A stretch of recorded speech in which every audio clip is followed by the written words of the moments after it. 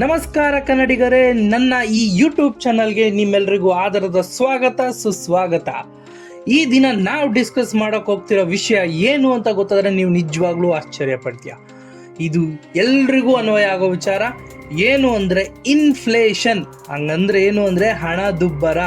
ಉದಾಹರಣೆ, 1 ಕೋಟಿ ನಿಮ್ಮ ಹತ್ರ ಇತ್ತು ಇವತ್ತು ಅಂದರೆ ಅದೇ ದುಡ್ಡು ನೆಕ್ಸ್ಟ್ ದಿನ ಅಂದರೆ ನಾಳೆ ದಿನ ಅದು 1 ಕೋಟಿನೇ ಆಗಿರಲ್ಲ, ಕಮ್ಮಿ ಆಗ್ತಾ ಹೊರಟೋಗುತ್ತೆ ದುಡ್ಡು. ಹೇಗೆ ಅಂದರೆ ಈ ಮುಂದಿನ ವಿಚಾರದಲ್ಲಿ ನಿಮಗೆ ಹೇಳ್ತಾ ಹೋಗ್ತೀನಿ. Let's start. 1 ಕೋಟಿ ಮುಂದಿನ 10 ವರ್ಷದಲ್ಲಿ ಎಷ್ಟಾಗಿರುತ್ತೆ, 15, 20, 25 ವರ್ಷದಲ್ಲಿ ಏನಾಗಿರ್ಬೋದು ಯೋಚನೆ ಮಾಡಿ. ನಿಜವಾಗ್ಲೂ ನೀವು ಶಾಕ್ ಆಗ್ತೀರಾ ಈ ವಿಷಯ ಕೇಳಿದ್ಮೇಲೆ. ಬನ್ನಿ ಸ್ಟಾರ್ಟ್ ಮಾಡೋಣ. ಮೊದಲನೇದು, ಇನ್ಫ್ಲೇಷನ್ ಅಂದ್ರೆ ಏನು, ಹಣದುಬ್ಬರ ಅಂದ್ರೆ ಏನು ತಿಳ್ಕೊಬೇಕಲ್ವಾ. ಅದ್ರ ಏನು ಅಂದರೆ ಇಂದಿನ ಸರಕು ಸಾಗಾಟಗಳ ಬೆಲೆ, ಅಂದರೆ ಒಂದು ಸೇವೆ ಬೆಲೆ ಏನೇ ಇದ್ರೂ ನಾಳೆ ದಿನ ಜಾಸ್ತಿ ಆಗ್ತಾ ಹೋಗುತ್ತೆ. ಅಂದರೆ ಇದು ಪ್ರತಿಯಾಗಿ ಗ್ರಾಹಕರ ಖರೀದಿ ಮೇಲೆ ನೇರ ಪ್ರಭಾವ ಬೀರುತ್ತೆ. ಉದಾಹರಣೆ, 7% ಇನ್ಫ್ಲೇಷನ್ ಅಥವಾ ಹಣದುಬ್ಬರದ ರೇಟ್ ಅಂತ ತಿಳ್ಕೊಳ್ಳಿ.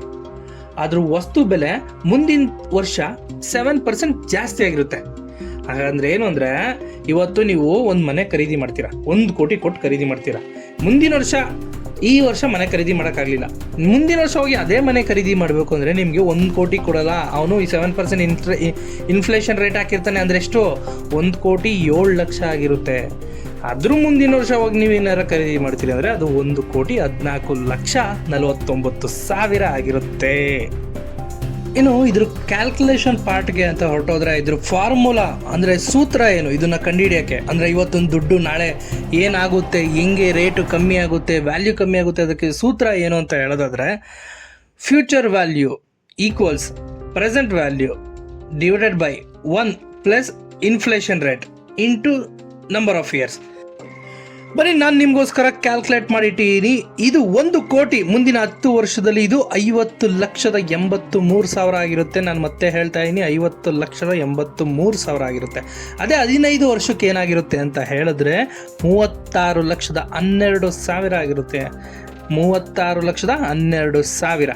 20 ವರ್ಷಕ್ಕೆ 25,84,000. ಬನ್ನಿ ಸಾರ್, 25 ವರ್ಷಕ್ಕೆ 18,50,000 ಆಗಿರುತ್ತೆ.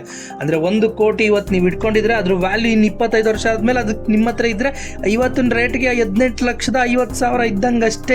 ಹಾಗಾದರೆ ಇದು ಯಾಕೆ ಮುಖ್ಯ ಆಗುತ್ತೆ? ಸರಿ, ಇದು ಎಲ್ರಿಗೂ ಎಚ್ಚರಿಕೆ ಕರೆಯಾಗಿದೆ. ಯಾಕೆ ಅಂದರೆ ಇದು ಭವಿಷ್ಯಕ್ಕಾಗಿ. ನೀವು ಅಕಸ್ಮಾತ್ ರಿಟೈರ್ಮೆಂಟ್ ಹೊಂದಾಗ, ನಿಮ್ಮ ಮಗುದು ಶಿಕ್ಷಣಕ್ಕೋಸ್ಕರ ಅಥವಾ ಮನೆ ಏನಾದರೂ ಖರೀದಿಸಬೇಕು ಅಂತ ಹೇಳಿದಾಗ ನೀವು ಈ ಹಣದುಬ್ಬರ ಅಂದರೆ ಇನ್ಫ್ಲೇಷನ್ನ ಲೆಕ್ಕ ಹಾಕಲೇಬೇಕಾಗುತ್ತೆ. ಸರಳವಾಗಿ ಹಣ ಉಳಿಸೋದು ಸಾಕಾಗಲ್ಲ. ನೀವೇನೇ ಇದ್ದರೂ ಶೇರ್ಗಳಲ್ಲಿ, ರಿಯಲ್ ಎಸ್ಟೇಟು, ಕೆಲವು ಬಾಂಡ್ಗಳು, ಮ್ಯೂಚುವಲ್ ಫಂಡ್ಗಳಲ್ಲಿ ಹೂಡಿಕೆ ಮಾಡಬೇಕಾಗುತ್ತೆ. ಹಾಗಂತ ನೀವು ಅದ್ರ ಬಗ್ಗೆ ನಾಲೆಡ್ಜ್ ಇಲ್ಲದೆ ಡೈರೆಕ್ಟಾಗಿ ಹೋಗಿ ನಾನು ಇನ್ವೆಸ್ಟ್ ಮಾಡ್ಬಿಟ್ಟು ನಾಳೆ ದಿನ ಕೋಟ್ಯಾಧೀಶ್ವರ ಆಗ್ತೀನಿ ಅಂದರೆ ಆಗಲ್ಲ. ಅದ್ರ ಬಗ್ಗೆ ಫಸ್ಟು ಡೀಟೇಲ್ಡಾಗಿ ನಾಲೆಡ್ಜನ್ನ ಬೆಳೆಸ್ಕೋಬೇಕು. ಶೇರ್ ಮಾರ್ಕೆಟಲ್ಲಿ ರಿಸ್ಕ್ ಎಷ್ಟು, ರಿವಾರ್ಡ್ ಎಷ್ಟು, ಮ್ಯೂಚುವಲ್ ಫಂಡಲ್ಲಿ ರಿಸ್ಕ್ ಎಷ್ಟು, ರಿವಾರ್ಡ್ ಎಷ್ಟು, ರಿಯಲ್ ಎಸ್ಟೇಟಲ್ಲಿ ದುಡ್ಡು ಹಾಕಿದ್ರೆ ಬೆಳೆಯುತ್ತಾ ಬೆಳೆಯಲ್ವಾ, ಇದ್ರ ಬಗ್ಗೆ ನೀವು ಕಂಪ್ಲೀಟಾಗಿ ನಾಲೆಡ್ಜ್ ಬೆಳೆಸ್ಕೋಬೇಕು. ಈ ಥರ ನಾಲೆಡ್ಜ್ ಬೆಳೆಸ್ಕೊಳ್ಳೋಸ್ಕರನೇ ನಾನು ಈ ಥರ ಯೂಟ್ಯೂಬ್ ಚಾನಲ್ ಸ್ಟಾರ್ಟ್ ಮಾಡಿದ್ದೀನಿ. ನನ್ನನ್ನು ಮುಂದೆ ಫಾಲೋ ಮಾಡ್ತಾ ಇರಿ. ನಿಮ್ಗೆ ಈ ಥರ ನಾಲೆಡ್ಜ್ಗಳನ್ನ ನಾನು ಪದೇ ಹೇಳ್ತಾನೆ ಇರ್ತೀನಿ. ಈ ಹಣದುಬ್ಬರ ಒಂಥರ ಸೈಲೆಂಟ್ ಕಿಲ್ಲರ್ ಥರ, ಆದರೆ ಸರಿಯಾದ ತಂತ್ರಗಳ ಮೂಲಕ ನೀವು ಹಣನ ರಕ್ಷಿಸಬಹುದಾಗಿದೆ. ಈ ವಿಡಿಯೋ ನಿಮಗೆ ಇಷ್ಟ ಆಗಿದೆ ಅಂತ ಅನ್ಕೋತೀನಿ. ಅಮೂಲ್ಯವಾದ ಒಳನೋಟನ ನಾನು ನಿಮಗೆ ನೀಡಿದ್ದೀನಿ. ನೀವು ಹೇಳಿ, ಹೇಗೆ ನಿಮ್ಮ ಹಣನ ನೀವು ಡೈವರ್ಸಿಫೈ ಮಾಡಿ ಇನ್ವೆಸ್ಟ್ ಮಾಡ್ತೀರಾ ಅಂತ ನನಗೆ ಕಮೆಂಟ್ ಬಾಕ್ಸಲ್ಲಿ ಹೇಳಿ ದಯವಿಟ್ಟು. ಹಾಗೆ ಪ್ಲೀಸ್ ನನ್ನ ಒಂದು ಹೊಸ ವಿನೂತನ ಒಂದು ಯೋಜನೆಗೆ ದಯವಿಟ್ಟು ಚಂದಾದಾರರಾಗಿ, ಅಂದರೆ ಸಬ್ಸ್ಕ್ರೈಬ್ ಮಾಡಿ ಪ್ಲೀಸ್. ಧನ್ಯವಾದಗಳು ಕನ್ನಡಿಗರೇ. ಮುಂದಿನ ವಿಡಿಯೋದಲ್ಲಿ ನಾನು ನಿಮ್ಮನ್ನು ಮತ್ತೆ ಭೇಟಿ ಮಾಡ್ತೀನಿ. ಧನ್ಯವಾದಗಳು.